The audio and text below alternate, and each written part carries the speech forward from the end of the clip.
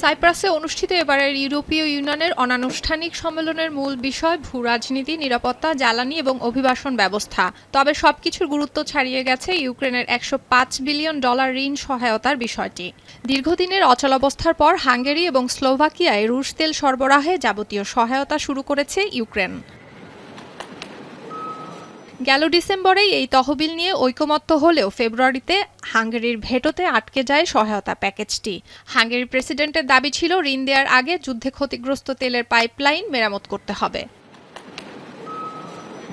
বৃহস্পতিবার প্রাথমিক সিদ্ধান্তের পর শুক্রবার ইউরোপীয় ইউনিয়নের প্রতিনিধিরা এই ঋণ এবং রাশিয়ার উপর নিষেধাজ্ঞা প্যাকেজের চূড়ান্ত অনুমোদন দেন। এই ঋণটি আগামী 2 বছরের জন্য ইউক্রেনের চাহিদার 2/3 মেটাবে, আর বাকি অর্থ প্রতিরক্ষা এবং অন্যান্য খাতের আর্থিক সহায়তায় ব্যবহৃত হবে। ইউরোপীয় কমিশনের প্রধান উর্জুলা ভন ডার লায়েন জানান, রাশিয়ার ক্রমবর্ধমান আগ্রাসনের বিরুদ্ধে ইউক্রেনের প্রতি ইউর সমর্থন আরও জোরালো হলো। রাশিয়ার উপর অর্থনৈতিক চাপ সৃষ্টি এর মূল লক্ষ্য। Today is a good day for Ukraine and for Europe. You might recall, Volodymyr, that when I visited in February this year, I said that we will deliver on the €90 billion loan one way or the other. And today we deliver on this promise.